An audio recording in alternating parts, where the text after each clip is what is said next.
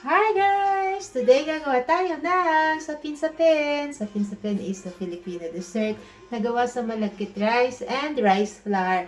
And it's very easy, so if you're gonna like it. So this is 2 cups of glutinous rice and 3/4 cup ng rice flour combined together and 1/2 cup sugar. Siyempre, haluin muna natin.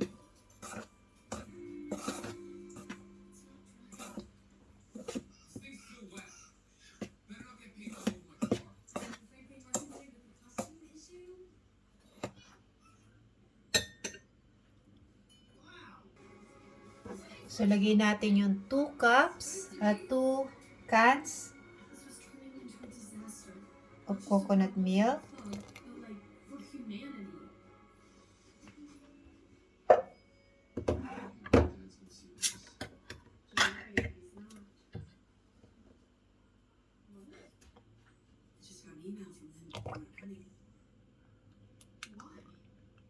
He said they're in a hurry to get to her parents' house and just next time, maybe on the way back. And of course, mix it very well.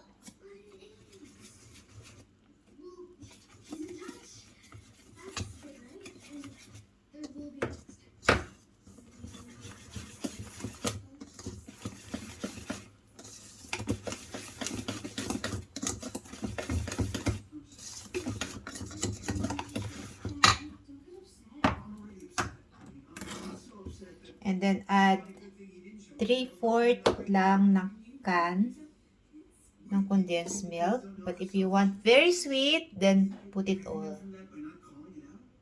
Because honestly, honey, I mean, what can you say about a guy who abandons his family, who disappears for years at a time, and but suddenly, oh my God, he's coming to visit! Yay! Like none of that ever happened.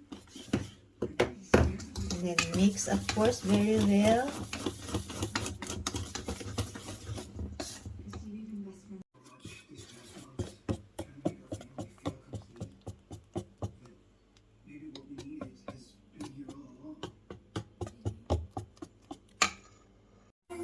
And then, salain natin siya, guys. Para pino.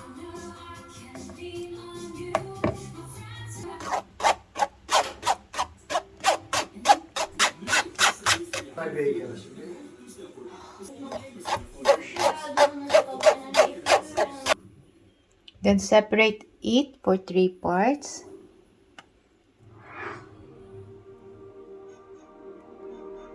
There was a time long ago when women ruled with unparalleled power as warriors, queens, mothers of nations. They vowed So, langka. This is optional, guys, kung gusto nyo lagyan ng langka. she was a son. Flavor. She was a linguist. Those things mattered to her just as much, if not more. This is violet color. Pwede rin nyo siyang lagyan ng ube halaya kung meron kayo. But I don't have that. So, food coloring lang to, guys. The violet.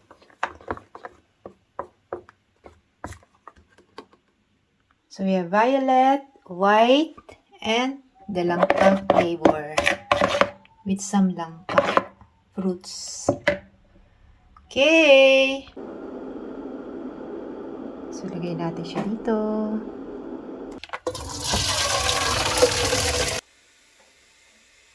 And then, cover natin for 10 minutes. Lalagay natin yung nasa ibabaw. So, ayan. After 10 minutes, guys, lagay naman natin yung violet.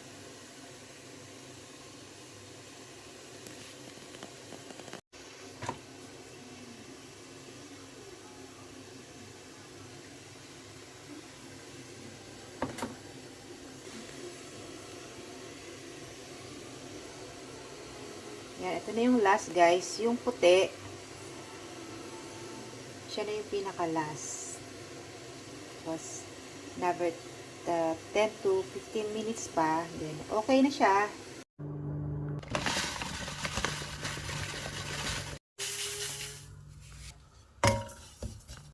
Ito na siya guys, ready na.